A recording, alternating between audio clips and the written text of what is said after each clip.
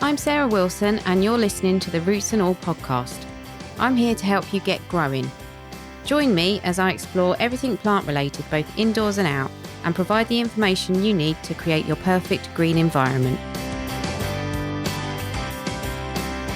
Hello and welcome to this week's podcast. This week I'm talking to Catherine Horwood, authorised biographer of Beth Chatto and author of the recently released Beth Chatto, A Life in Plants. I have to say I love this book and I love talking to Catherine about Beth. Catherine was hugely privileged to be given access to Beth's personal diaries, and I'm sure there are lots more stories she could tell you about Beth that didn't make it into the book. But the snippets of Beth's journals and the biographical information that are in the book paint a wonderful picture of Beth as a wife, a mother, an employer, a gardener, and as the RHS crowned her this year, an iconic horticultural hero. We started off talking about Beth's career prior to horticulture.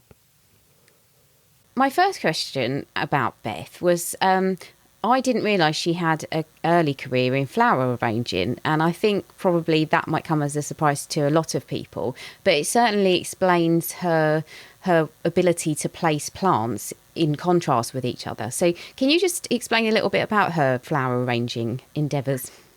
Absolutely. Yes. I mean, I think this is what got her going in the first place. Although she had always been interested in plants and gardening from as a child. I mean, she helped her father in their garden. It was when she got married and became this sort of suburban housewife in Colchester. She did what so many women did after the Second World War, which was to sort of get involved in domestic things like flower arranging. But being Beth, she was pretty competitive and determined. So she started going in for competitions locally and did terribly well. She was great friends with somebody who'd started the Colchester Flower Club. And people started noticing how good her arrangements were. They asked her to come and demonstrate. And before she knew it, she was sort of travelling, well, first of all, across the East Anglia and then even further afield, and always using these very special, unusual plants in her arrangements. She always made a note of what she'd used. And, of course, unusual plants was to become the name of her nursery when it started, because so many people she'd go to do these arrangements, and then people would say, oh, where can I get that? Where can I get that? Where can I get these unusual plants? And so she started growing them commercially. She was very much of the Constance Spry school as well, wasn't she? In that she put lots of different things in her arrangements that you wouldn't necessarily expect her to. Absolutely. I mean, she was never one for colour throughout her life. It was always the form, the shape of plants, leaves, and flowers that concerned her more. She used seed heads a lot in the 50s, which I think was sort of really very unusual. Constance Spry was sort of one of the few people who were doing that sort of arrangement. But Beth's were very natural looking, not at all the sort of the stiff chrysanthemum type arrangements that were around so much at that time. I was going to come on to this later, actually, but I can't resist. When you said about Beth's kind of kept things very muted in terms of the colour palette, that did lead me straight away to think about her friendship with Christopher Lloyd. And maybe you could tell us a little bit about that, because that sounded like quite a fiery kind of friendship at times, but definitely an interesting one. Oh, well, it was a very, very close relationship, of course, because they travelled the world together on tours. They first got together because Beth had read his very famous book, The Well-Tempered Gardener, and she was furious about his comments about Virginia leaves, which of course she's always a great fan of Virginias. And Christopher Lloyd hated them. So she thought, I've got to meet this man. I've got to change it. So she wrote to him, and he immediately said, "Come down to Great Dixter." And she happened to be doing some flower arranging demonstrations nearby, so she went down there. And of course, they got on like a house on fire, although they never did agree about Virginia. but he was a shoulder for her to cry on when things were tough. But occasionally he made her cry because he was could be very opinionated and rude sometimes. But it was one of her closest friendships. And of course, she did the book with him, Dear Friend and Gardener, which for many people is their favourite book. So there's a bit of a story there as well. Yes, there is. Yeah, please do elaborate, because I thought that was fascinating as well. Well, I mean, the first thing is that she wasn't the first choice to do the book with Christopher Lloyd, which is amazing. And I'm not going to tell you who was. You have to read the book. But then when they did get going, it was a sort of a marriage made in heaven. They had so much to say to each other, except that the publisher got terribly annoyed with them for writing too much about food and opera and things like that. But of course, food and music were an enormous part, very, very important part of both their lives. Beth taught Christo to use a Magimix and cooked a vegetarian meal for him when he was entertaining Paul and Linda McCartney, and so they had enormous fun together, and they had great fun with doing the book in the end. Yeah. Whenever I've been to a talk with Fergus, quite often he does refer to Beth, and he's often got a slide in his talk with Christo in some gaudy shirt standing next to some plant that's a completely clashing colour, and he said he used to take great delight in going having the pictures taken and then sending them off to Beth or showing them to her. So they obviously did have a relationship that was built as much on love as he loved to tease Beth. yeah, it does sound like they needled each other quite a bit. But so the book almost didn't happen, did it? Did it get to the point where it was kind of breaking down a little bit? Yes, it did. I mean, they were arguing. Well, there's two arguments. First of all, with the publishers, but also between themselves, that they couldn't sort of quite agree. And in fact, it was Fergus had to sort of come along and make peace. But their relationship was always a bit like that. Yeah, fascinating. But very close, close. Yeah, that is apparent. So kind of skipping back to her time before she met Christo and everything. Obviously, she married Andrew, and again, if you're a horticulturist, chances are that's a very famous relationship to you because you know how much he influenced her style of gardening. So can you just talk a little bit about their relationship as the kind of marriage went on? Well, as I'd said, Beth was very interested in plants from a young age, and in fact, when she was in her teens, she was already specialising in botany at school, and then when she trained to be a teacher, she always wanted to be a teacher, and again she was specialising in botany. But it was during the war, and this older man was around in the house. It's not a complicated story, but because it was during the war, there was sort of things like, think of Dad's Army a bit anyway. And this man was Andrew Chatto, and he was also extremely knowledgeable about plants. And so he wanted to marry her. He fell madly in love with her. She resisted for quite a long time because she wanted to teach, and there was a marriage bar. But then that was lifted. They did marry, and it was from the point of view of their love of plants, it was such a good marriage because Andrew spent his life. He devoted his life to researching plant origins from across the world. He'd lived in California as a child and become fascinated there about growing conditions. So he influenced Beth enormously, and I mean certainly throughout her life she gave him enormous credit for the work that he did, work that was never published during his lifetime but is online now thanks to Noel Kingsbury. Managed to organise for his millions of words to be transcribed, and they are on the Beth Chatto website. But it was a marriage of true minds in that respect, but it wasn't so happy at times on the more personal side. But they stuck together to the end, and he died in 1999 And I sadly never met him, but from everybody I know says what a lovely man he was. Yeah, I'm sure. So they were together, and they had their first house, I believe, and then I can't remember whether they had another move after that, but eventually they ended up moving into the White Barn house. So no, when they got married, Beth moved into Andrew's parents' house, right, which was, this sort of it had been specially built by Andrew's father from the Chatto family, the publishing family. So it was a sort of big suburban house with a very suburban garden, not at all Beth. Sort of roses over pergolas. I mean, really not Beth. And by this stage, they'd got to know Cedric Morris, the artist and gardener, famous for his marvellous irises. And he turned to Beth one night and said, you'll never make a proper garden there, a good garden, because of the soil, because this was on the other side of Colchester.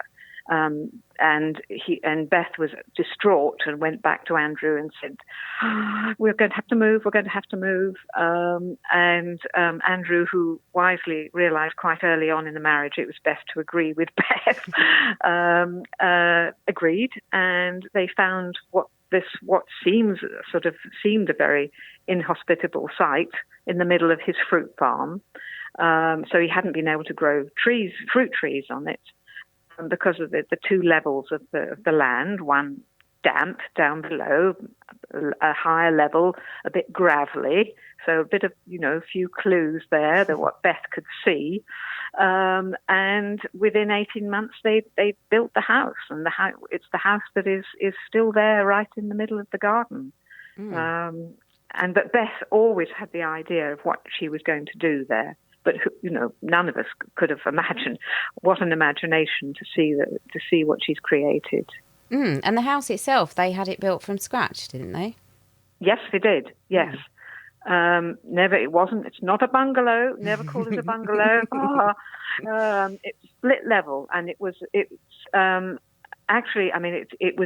quite revolutionary. It was very modern, obviously, and it was featured in House and Garden about a year after it had been built. But the lovely thing is that it's hardly changed. If you look at photographs, if you get we are trying to sort of open the house occasionally now for people to come in and see, Beth's book collection and things like that.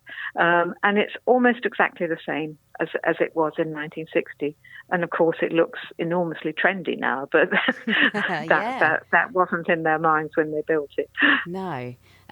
So how did she get her inspiration from the gravel garden? I know obviously it was driven by the conditions on site, but there was another story, I think, behind that.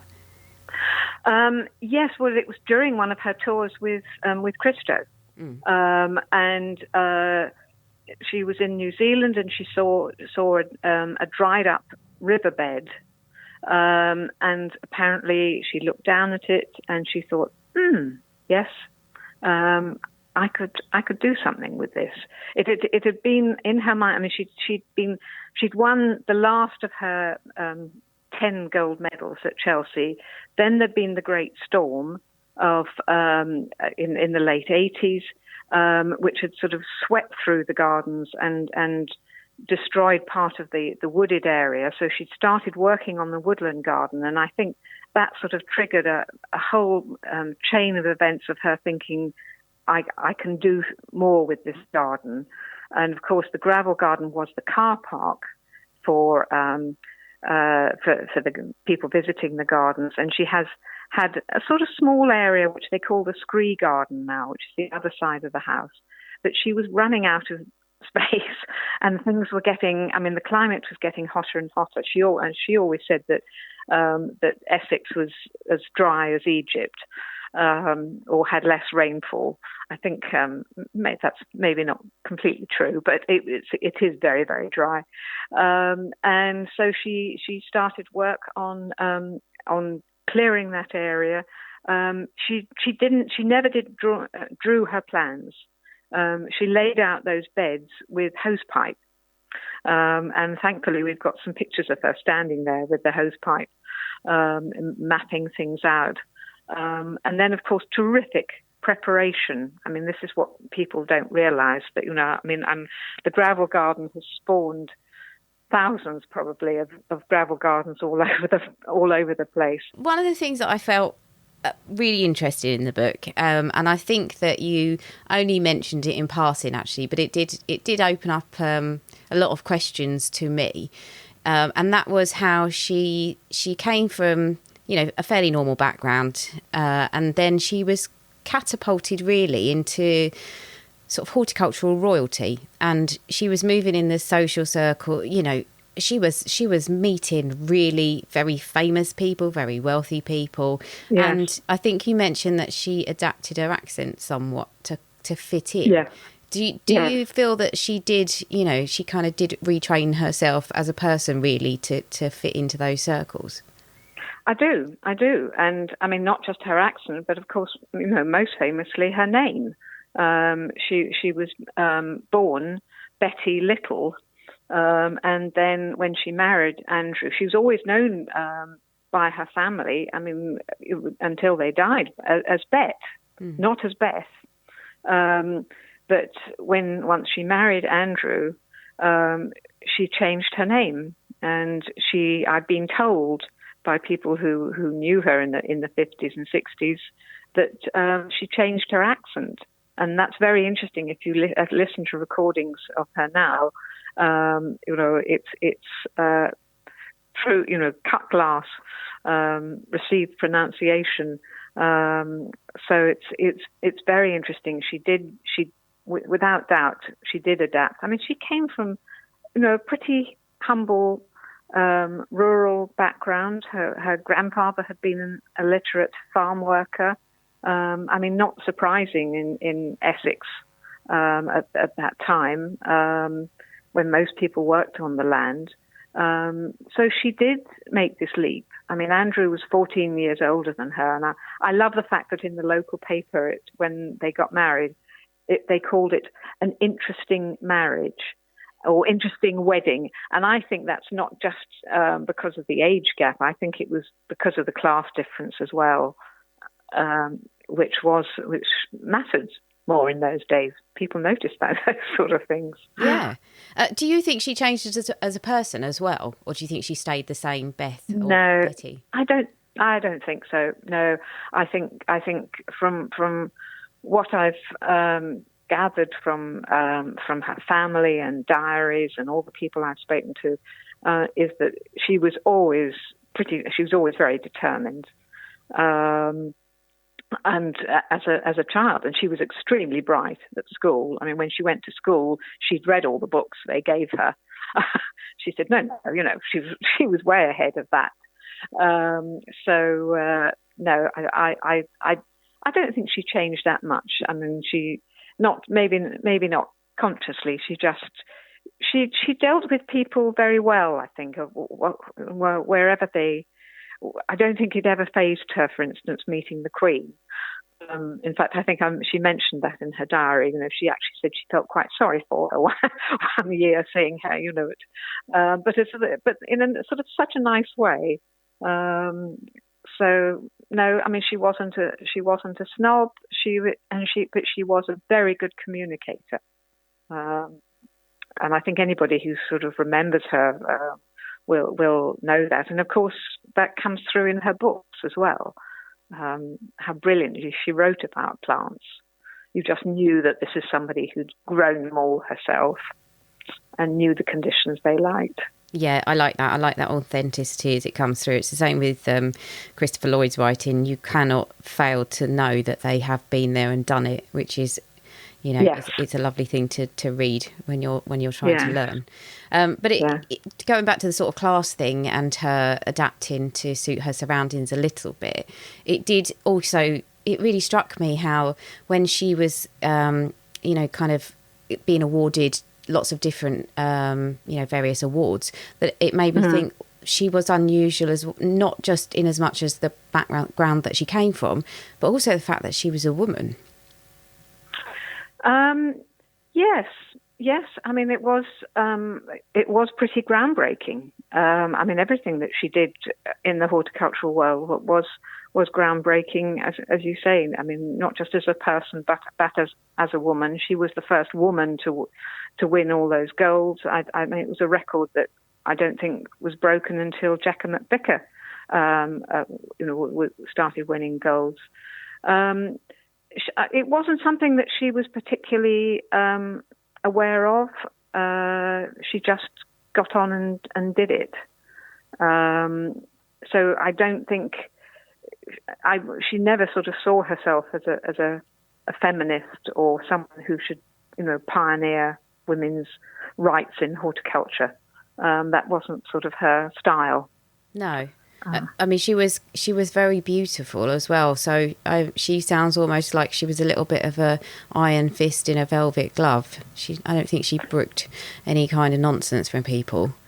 Oh, absolutely not. I mean, as I was told in confidence, she could make grown men cry, and that was from a staff member. And there's a sort of the famous saying about her. There's a wrong way of doing things and the best way of doing things. You just. So she was very determined in that way, and she was very beautiful and attracted a lot of men through her life, but did have a long-term relationship with a neighbour, but that didn't work out because, I mean, he didn't have Andrew's knowledge and their joint love of plants. I think it's very significant that one birthday, Andrew gave her a record of Mahler, the Mahler symphony, and the Beth's lover gave her some perfume and I won't say it was sexy underwear. I don't know it was sexy underwear, but it was. So she had different relationships in her life. Yes, I mean, I did sort of feel, a little bit sorry for her because it just seemed like such a tangled web, and especially not just the web in as much of the relationship with her lover, but also the wrangles they had over the various boundaries and things. I mean, that must have been really trying. Yes. Well, I think it's it was complicated by the fact that he was an immediate neighbour. I mean, she had a lot of boundary problems with a lot of her neighbours for various reasons. I mean, the council and all sorts, and obviously farmers were very interested in water and controlling water and things like that. And, I mean, running a nursery business is very difficult, as it is now, and always was. And Beth, because Andrew was quite a bit older than her and his health wasn't good, she did become the main breadwinner. So she always was sort of kept shouldering that burden. It took its toll on her health. She did have periods of depression, but it was, on the outside, you wouldn't know that. No, I can only imagine. I mean, obviously that was her pride and joy, and to have anything threaten that must have been really, really devastating. Yes. I was just going to actually go back to what I was saying about her rewards and things, because she did actually gain very great recognition within the world of horticulture worldwide. Can you sort of talk about some of the highlights of that? Beth travelled around the world. I mean, one of the highlights was in Australia, and she was announced just as Beth, and she rather loved that she was known just by a single name, and I think probably only her and Christo were like that they were instantly recognisable. But she travelled widely across America lecturing, and regularly visited Europe. She had a lot of contacts in Germany, and I'm absolutely delighted that the book has been published. There's a German edition, which is doing very well, and people are amazed by this, that Beth is known in Germany. But actually, the German style of gardening now is very similar to Beth's. And I'm in Holland as well, and of course we sort of think of Piet Oudolf, but Piet used to visit Beth's garden and nursery many years ago with his young family on his way back to Holland, and fill his car up with Beth's plants. Wow. So look very closely the next time you see a Piet garden, because it is full of Beth's plants. Yeah, well, understandably. I mean, the nursery produces, fantastic plants and fantastic, species. So I'm not they're surprised. really proud that they produce 90% of their own plants. Yeah, which is a massive achievement.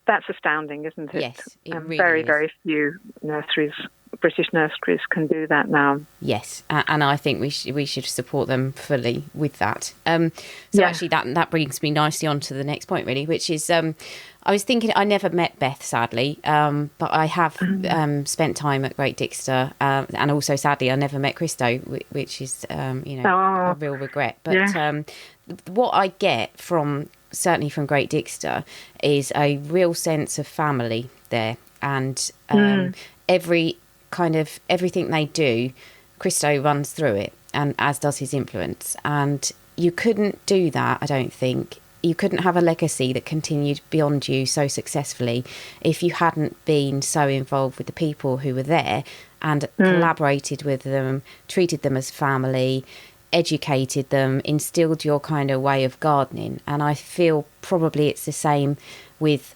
Beth, because her nursery continues, her garden continues, and her legacy continues through the Beth Chatto Education Trust. So yes. Can you just talk a little bit about the legacy she has left behind? Well, it's a different legacy to Dixter in some ways, but it's a marvellous legacy in many of the same ways. The idea a few years ago, I think it's about 10, no, maybe not 10 years ago, about 8 years ago, Beth was getting older, the business was struggling a bit, and there was no Fergus at Beth's garden, though he had worked there briefly. But that's another story. But there was no Fergus. But at that time, Beth asked her granddaughter, Julia, if she would come and help out at the garden. Now, Julia isn't a gardener, but she's a very good businesswoman, and she came in and she really helped regenerate the business, the nursery, and the garden, but always with Beth's blessing. And it was marvelous that she did that. And now, while in the last 2 years of Beth's life, they came up with the idea of the Beth Chatto Education Trust, because, as I said, Beth always wanted to be a teacher. She was a teacher, great communicator, and she thought it was so important that the message of growing plants, of young people particularly, being in touch with nature, learning about plants. And so she set up this charity, which is now thriving, and we're very proud to have some of the really great names as patrons, people like Dan Pearson, Fergus, of course. And this is a whole new strand to the garden, and things are really healthy there. It's very, very exciting for the future. Beth, obviously the garden was key to her, but as you said, her staff also were family to her, and that was always her main concern as well. That the staff, many of whom have been here, despite the fact that she was strict, but she inspired such loyalty, and most of them have been there throughout their working life. They loved her, and she's still there as Christo is at Dixter. Beth is you feel she's just around the corner somewhere. Thank you to Catherine for taking part in the interview and for writing this lovely book. Thank you to you for listening, and thank you, Beth.